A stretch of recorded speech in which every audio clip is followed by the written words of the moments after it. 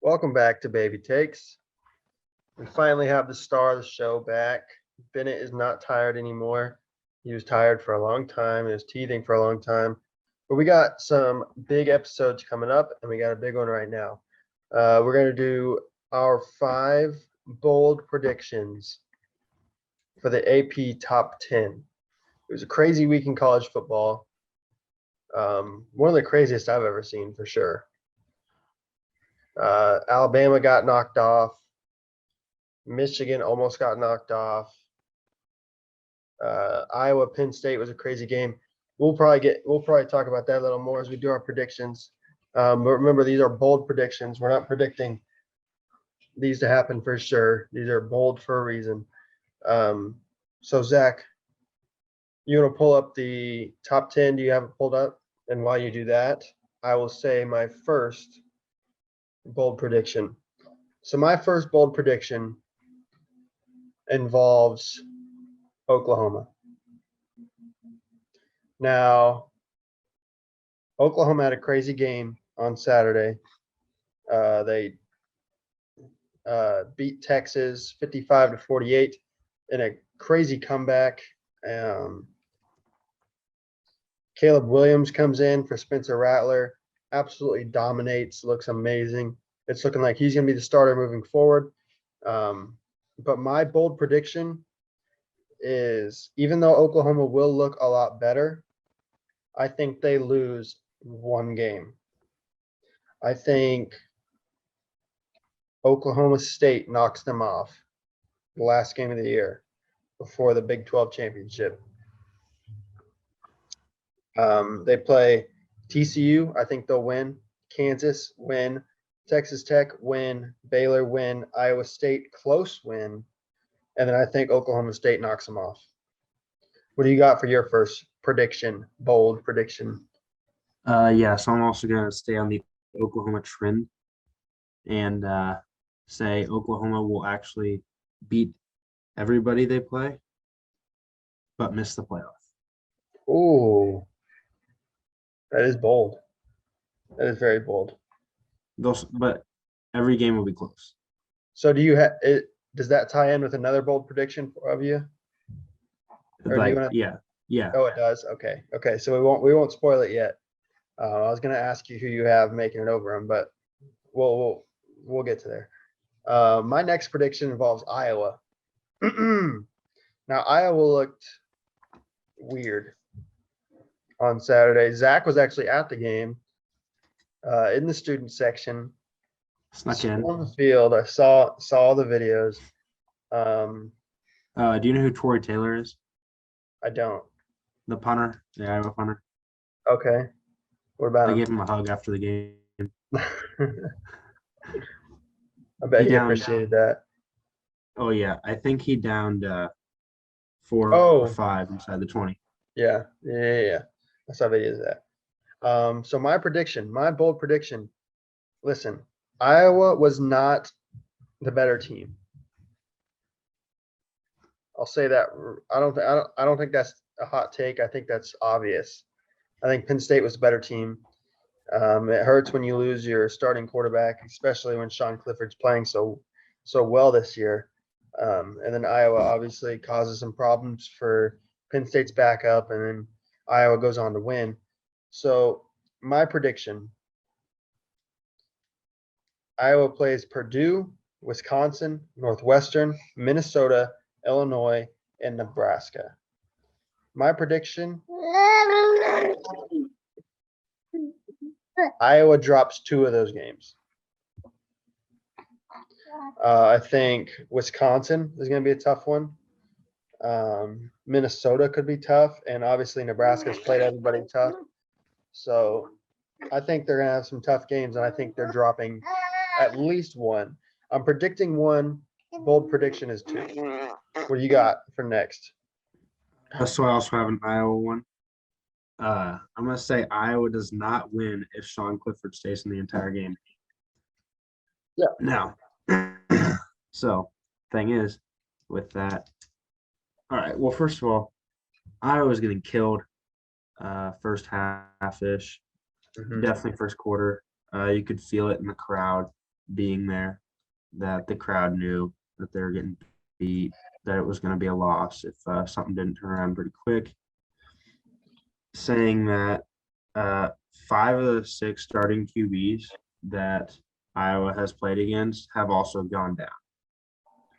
So, also to say that may or may not be part of how Iowa plays. That's fair. So I think that and they have a great defense. They have a stellar defense, but lost their. I think he's their safety, one of their star safeties. He had 3 picks against Iowa State. Had a pretty crazy pick against Penn State. Tore his ACL, so It's tough. he's out.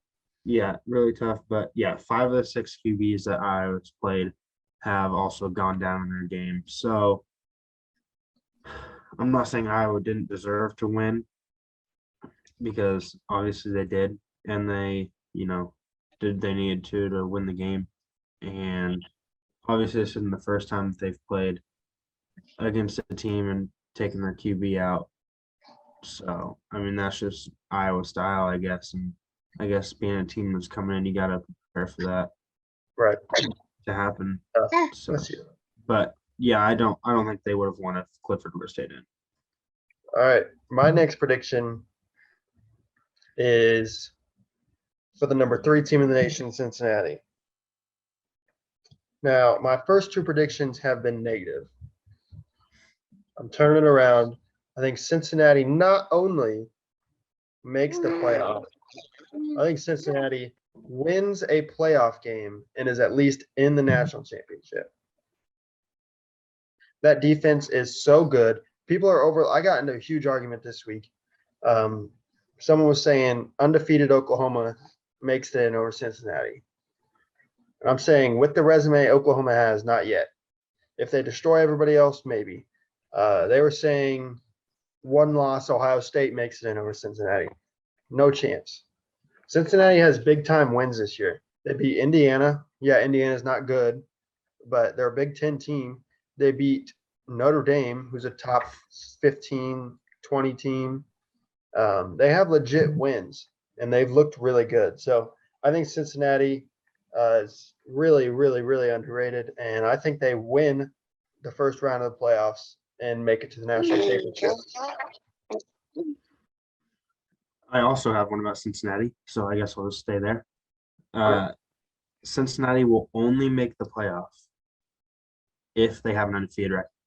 If they lose, Well, yeah. if they lose even 1 game, or even have upwards of a close game, being a Group of 5 team will drop their resume so hard that any Power 5 team, even with 1 or 2 losses, will be able to get over. That's fair. The thing is, I've just seen Cincinnati play so much, and they played good teams. I don't think they're going to struggle against those Group of 5 teams. But yeah, I agree with you. If they have 1 loss or a close game, it's going to be tough for them to get in. I have like a bolder part to that against Cincinnati, but it'll come in at the end when I break down my final 4. Oh, what you think your Final 4 is? I didn't go that Oh far. yeah, I know what it is. All right. My next one is a more general one, not about a team. Right now, I think the Big Ten has 5 teams in the top 10. Is that right? Iowa. No, not 5. 1, I think it is 2, 5. 3, 4. Oh yeah, 5. It is 5. Yeah. Wow. I'm going to say at the end of the year, they have 1. I think Yeah. 1 team will be in the top 10 at the end of the year. And I'll say who that is next because it's another prediction for me. Yeah. My next one is I mean it's a little bit obvious, but Bama is not the old Bama. So I think anyone in this top 10, anyone even in this top 15, if they play the right game, can hang with and even beat Alabama right now. And it used to be if you weren't in the top 3 or 4, you weren't even going to be hanging with them. Right. So I I think just don't think they have. I don't think they have the. I mean, Bryce Young is good, but he's no. He's not a Tua. He's not a Jalen Hurts, and they don't have a Devontae Smith out there. it's not They, looking they like just it. don't. Yeah. Yeah, they just don't have that. Not saying they're not good. They're great, but they don't have that. And so, if anyone can play the right game, I think anyone in that top 10 or 15 can beat them. Yeah. I think anybody in the top 10 or 15 can beat them, but I also think Iowa can still beat anybody. Oh yeah, Or not Iowa, Alabama. Bama. Yeah. Oh Yeah. yeah. I think Alabama is good enough to beat anybody, but yeah, they also have their weaknesses, and I think that anybody can hang with them. I agree with that. Yeah. So, They're not the old Bama. so back to the one of my predictions, my last prediction. One Big Ten team will be in the top 10 at the end of the year, and that team is Penn State. I think Penn State wins out, but doesn't make the playoff. And here's why. I think they went out, so they beat Illinois. I think they beat Ohio State.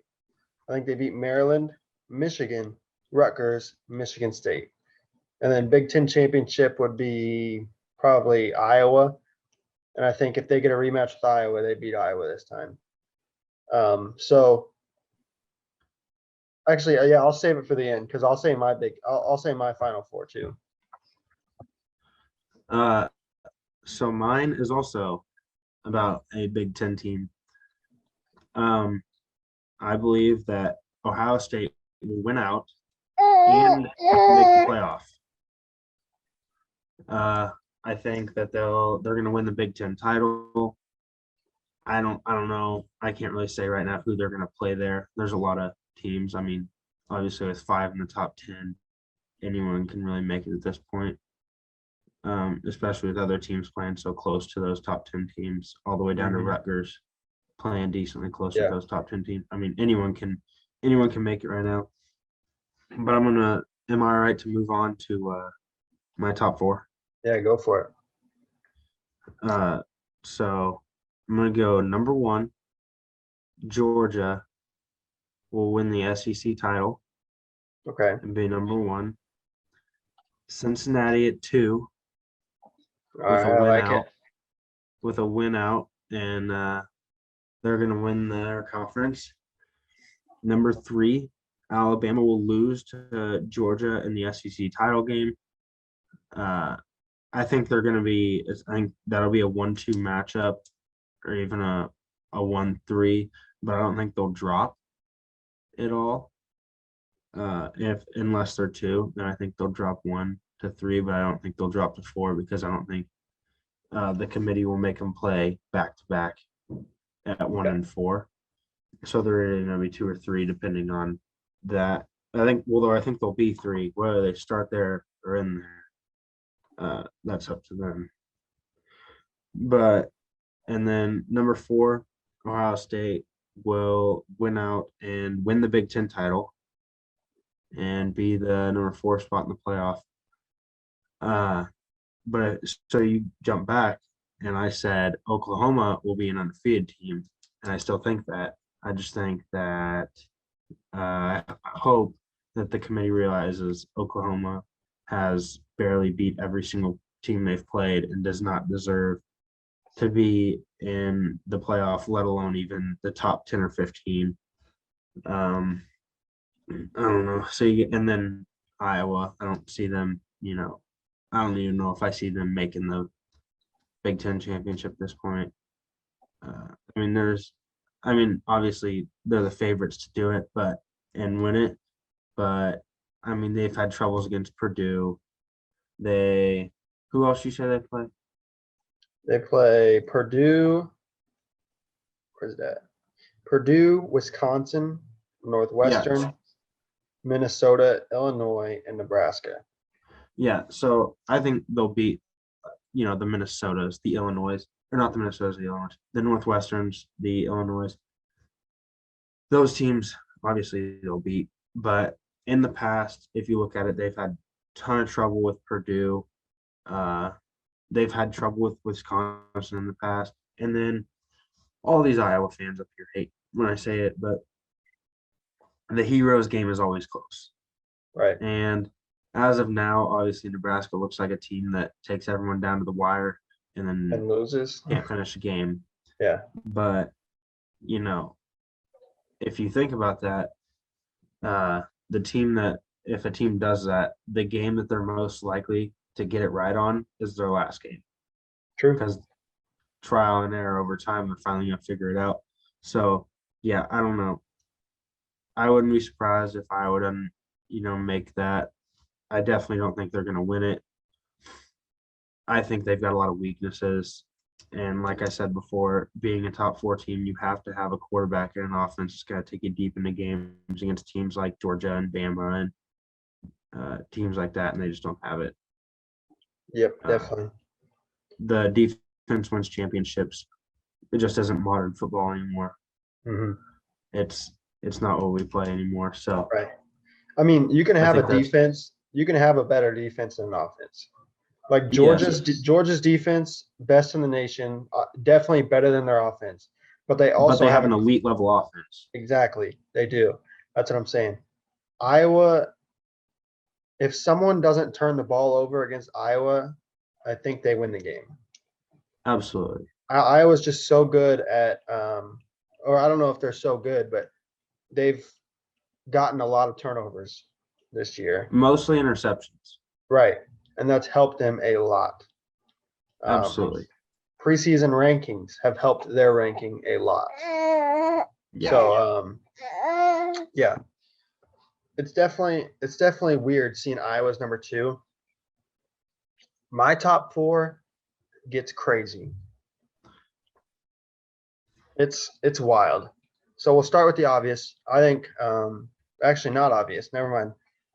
My number 4. I'll start with my number 4. My number 4 is Oklahoma State. I think Oklahoma State wins the Big 12, and at that point, you have an undefeated Big 12 champ. And let's say my prediction, Penn State wins the Big 10, but they have one loss. I think you have to put Oklahoma State, who have no losses, in over a team with one loss, especially since they're 2 Power 5 conferences. I think it'll just be tough for Penn State to make it in. My number 3 team, Georgia. I think Georgia loses to Alabama in the SEC championship, and Alabama jumps up to number 2, and the number 1 team in the nation at the end of the year will be Cincinnati, and they will beat Oklahoma State in that first game. So the top 4 at the end of the year for me would be Cincinnati. What did I say? Alabama, Georgia. No, not Georgia. Yeah. And then Oklahoma State. Yeah. But now that I'm thinking about it, I like your point about how the committee probably wouldn't The make committee will not go back to back on Bama, Georgia. right. So They now, could go Georgia 4, yeah, OSU 3. they could. Yeah, that would probably make more sense. Yeah. But they yeah, will those are not my have those are my 3 or 1-4. yeah, those are my top 4 teams. Kind of wild, but that's why they're bold predictions. You got to get kind of wild. A little bit. All right. There's one more thing I wanted to touch on What's up? before we leave. So while I was at the Iowa Penn State game, this has made pretty big news around the college football world, and that is faking injuries. So hang on. Now I gotta find his name again. It's the safety for Penn State, number 1. Venice Okay, telling me to hurry up. While Zach's looking that up, I'll go over the standings in the Baby Okay. Takes Face Football League.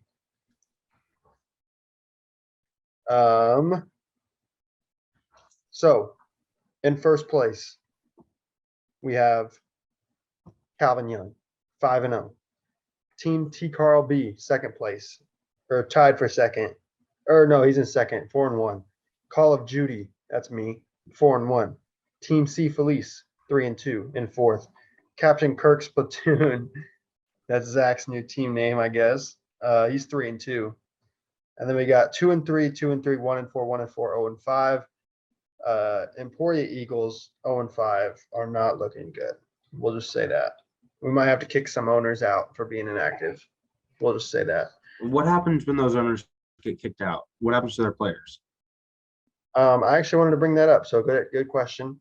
If anybody watching would like chance to join the Baby Takes Fantasy League, we might have an opening now, or we might be making an expansion team in the off season. More to talk about that later. But yeah, I'll talk to you after the episode's finished. But what do you want to say about the Penn State, or was it Penn State safety?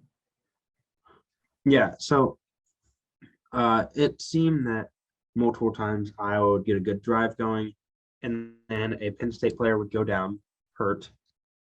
There were a couple, obviously, Sean Clifford was hurt, even the backup quarterback hurt. I did see a couple guys on the Penn State bench, or coming back onto the field in sweats or something. So I'm not to say that all the Penn State guys that got hurt were faking it, but Jaquan Brisker, 2 times I saw this happen. He gets beat on a deep ball. He's a safety, by the way, from Penn State. Gets beat on a deep ball against Iowa, and then it goes down. I know one time they brought the entire athletic training staff on the field, and then next play he comes back in the game. 2 times that happened, and the entire Iowa stadium booed him. I think rightfully so. Some people think it's kind of messed up, but I think there's a chance he was hurt.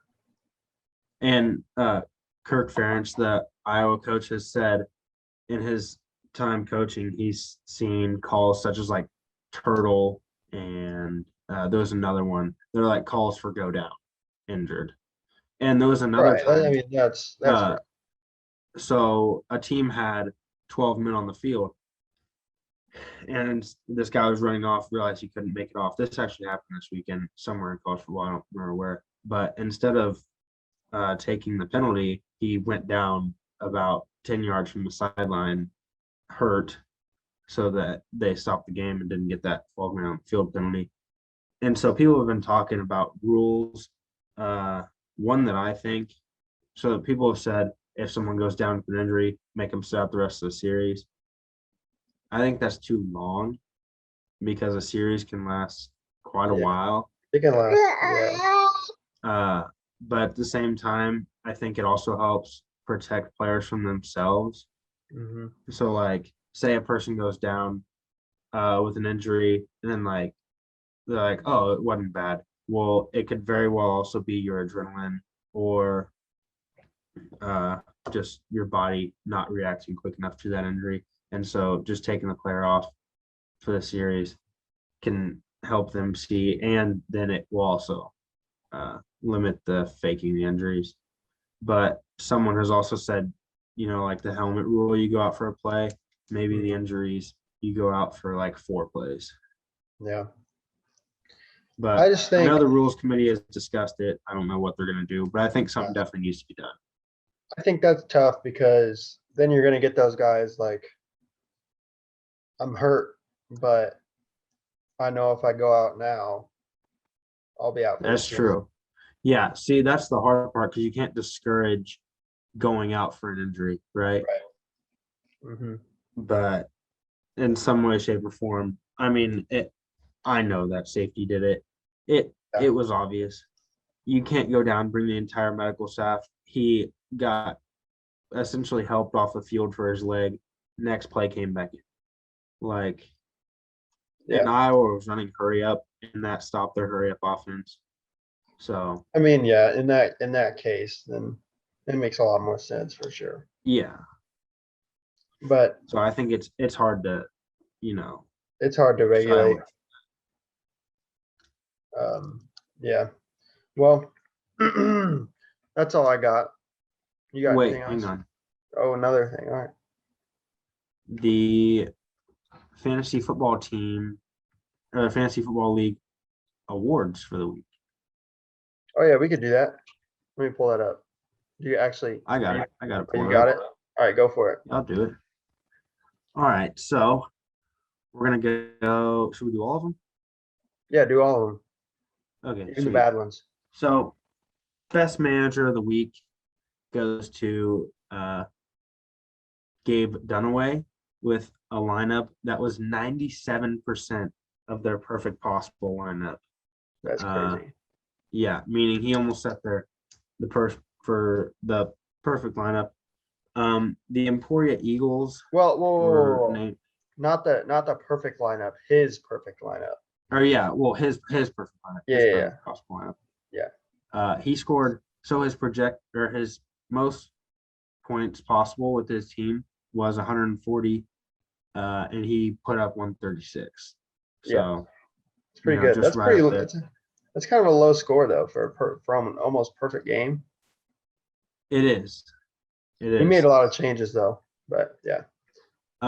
Worst manager. Just talked about this guy, the Emporia Eagles. Only 79% of their perfect possible lineup got put Crazy. up on the board last week. You know, That's insane. knowing the guy, he's smart, just not the the football smarts on the Yeah. fantasy football smarts are not as good as the football smarts on the field. Let's just say Right. Right. that. Possible points were 124, 98, and he put up 90. Yeah. Not Yeah. not good. Not good. With the biggest blowout, Gabe D also got put up here, but that was because he got beat 185 by Calvin Young. Ridiculous amount. Oh my God. So To Gabe literally 136. he Putting put up 136 and getting beat by 50 is not something to be sad about, not something to hang your head about. That you wild. just can't control that. Yeah. Dude had He almost Justin made Herbert. he almost had a perfect lineup and he got beat by 50. Like Yeah, I mean, Calvin had Justin Herbert. He had, all the guys out there. all the top guys. Yeah. We got narrow victory. We won't say the team name. It is Captain Kirk's platoon now, but it was not as appropriate last week Yeah. when Someone this wasn't happened. happy. Captain Kirk's platoon, I will say, beat the Emporia Eagles 115 to 98 Nice. with probably the lowest scoring game. So highest score was Calvin, lowest score was the Emporia Eagles. Overachiever, CD's Nuts was projected 133.5 points and went out and put up 178. Wow. Yeah, This team's not even that good. yeah, I know. But some weeks people just come out and have a great performance. It just happens, man. Someone that went way below their expectation was Captain Kirk's platoon. Was projected 142 points or 143 and ended up putting up 115. So that is not good. Should we go through the positions like QB of the week, running back of the week? No, everybody knows that if they follow fantasy football. There's some bench ones. Oh, okay. Well then, those are all of just sleepers. Fantasy awards for the week. The Baby Takes Fantasy League Awards of the Week. Yes. Yeah. I'm not sharing my screen, am I? No. Okay, good. But yeah. Is that it? Yes, it is. Let's just make sure nothing crazy has happened in the fantasy league, because I don't think we've talked about it enough. Yeah, we really haven't. Kind of fell off a little bit. But we're gonna start again. We're gonna start talking about it more. but I think that's it. You got it? Is that it? Yes, just a lot of roster moves. Yeah. All right. So we'll And the fact that my team is falling apart via the injuries of Russell Wilson, yeah, Christian McCaffrey. hence the name Captain Kirk's platoon. Yes. All right. Well, that's gonna do it. Long episode today. Thanks for watching though. We'll be back probably. I don't know. I don't want to set a schedule because it seems like we never follow the schedule. But thanks for Yeah. watching. And we'll see you next time.